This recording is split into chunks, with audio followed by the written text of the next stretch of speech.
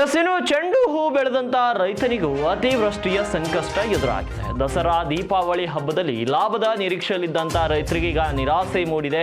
ನಿರೀಕ್ಷಿತ ದರ ಕಾಣದೆ ಹಾಕಿದ ಬಂಡವಾಳವು ಕೂಡ ಬಂದ್ರೆ ಸಾಕಂತಿದ್ದಾರೆ ರೈತರು. ಭಾಲ್ಕಿ ತಾಲೂಕಿನ ಕೋನ್ಮೆಳ್ಕುಂದ ಗ್ರಾಮದ ಯುವ ರೈತ ವಿಶಾಲ್ ಮಹಾನವಮಿ ಆಯುಧ ಪೂಜೆಗೆ ಡಿಮ್ಯಾಂಡ್ ಇದ್ರೂ ಕೂಡ ದರ ಕಡಿಮೆ ಆಗಿದೆ. ಅತಿ ಮಳೆಯಿಂದಾಗಿ ಕಡಿಮೆ ಆದ ಇಳುವರಿ ಕೂಡ ಕಡಿಮೆ ಆಗಿದೆ. ಕಡಿಮೆ ಆದ ಈಗ ಚೆಂಡು ಹೂ ಯಾಕಂದ್ರೆ ಹೊಲದಲ್ಲಿ ಇಳುವರಿನೇ ಇಲ್ಲ. ಮಾರ್ಕೆಟ್ನಲ್ಲಿ 70 ರಿಂದ 80 ರೂಪಾಯಿ ಕೆಜಿಗೆ ಮಾರಾಟವಾದರೂ ಕೂಡ ರೈತರಿಂದ 30-40 ರೂಪಾಯಿ ಕೆಜಿಗೆ ಖರೀದಿಯನ್ನ ಮಾಡ್ತಿದ್ದಾರೆ. ಬೀದರ್ ಹೈದರಾಬಾದ್ ಮಾರ್ಕೆಟ್ಗೆ ಚೆಂಡು ಹೂ ಮಾರಾಟವನ್ನು ಮಾಡಲಾಗುತ್ತೆ. 50,000 ರೂಪಾಯಿ ಖರ್ಚು ಮಾಡಿ 1 ಎಕರೆಯಲ್ಲಿ ಚೆಂಡು ಹೂ ಬೆಳೆದಿದ್ದಾರೆ ಯುವ ರೈತ. ಹಾಗಾಗಿ ಖರ್ಚು ಮಾಡಿದ್ದಾದ್ರೂ ಬಂದ್ರೆ ಸಾಕು ಅಂತಿದ್ದಾರೆ ಈಗ ಸ್ಥಳೀಯ ರೈತರು. ಹಾಗಿದ್ರೆ ಏನ್ ಹೇಳ್ತಿದ್ದಾರೆ ರೈತರು ಈ ಕುರಿತು ಬನ್ನಿ ನೋಡೋಣ.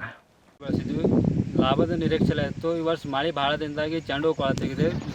ಲೇಬರ್ ಕೂಲಿಯು ಕೂಡ ಹೆಚ್ಚಾಗಿದ್ದು ನಾವು ಹಾಕಿದ ಬೆಳೆ ನಿರೀಕ್ಷೆ ಇಲ್ಲ. ತುಂಬ ಸಂಕಷ್ಟದಲ್ಲಿದ್ದಾರೆ. ಅದೇ ಹಾಕಿದ ದುಡ್ಡು ಬರ್ತಾ ಇಲ್ಲ. ನೋಡ್ಬೇಕು ಇವಾಗ ಏನಾಗುತ್ತೆ. ಎಷ್ಟು ಖರ್ಚು ಮಾಡಿರಿ? ಇದಕ್ಕೆ ಸುಮಾರು 40,000 ರಿಂದ 50,000 ರೂಪಾಯಿ ಖರ್ಚು ಮಾಡಿದ್ದೇವೆ. ಈಗ ಬರೋದು ಕೇವಲ 10,000 ರಿಂದ 15,000 ರೂಪಾಯಿ ಮಾತ್ರ. ಇದು ರೈತರು ಹೆಂಗೆ ಬದುಕಬೇಕು ಅಂತ ನೋಡಬೇಕು ನಾವು. ಈಗ ಮಾರ್ಕೆಟ್ನಲ್ಲಿ ರೇಟ್ ಇವಾಗ ಮಾರ್ಕೆಟ್ನಲ್ಲೂ ರೇಟ್ ಇಲ್ಲ. ಈ ವರ್ಷ ಸುಮಾರು 70 ರಿಂದ 80 ರೂಪಾಯಿ ನಡೀತಿತ್ತು ಮೊದಲು. ಈ ವರ್ಷ 30 ರಿಂದ 40 ರೂಪಾಯಿ ಮಾತ್ರ ಇದೆ. ಹೂಗಳು ಕೊಳತೆ ಕಾರಣದಿಂದ 30 ರೂಪಾಯಿ 40 ರೂಪಾಯಿ ಮಾತ್ರ ಇವೆ. ನೋಡ್ಬೇಕು ಇವಾಗ ಕೊಳಿಲಕ್ಕೆ ಕಾರಣ ಏನಿಗೆ ಗೊತ್ತಿಲ್ಲ. ಇದರ ಈ ವರ್ಷ ಬಹಳಷ್ಟು ಮಳೆ ಆದ ಪ್ರಮಾಣದಲ್ಲಿ ಹೂ ಸಹ ಕೊಳಿತಾ ಇವೆ ಈ ವರ್ಷ. ಅದೇ ನೋಡಬೇಕು. ಇವಾಗ ಮಾರ್ಕೆಟ್ನಲ್ಲಿ ಸುಮಾರು ರೇಟ್ ಇಲ್ಲ.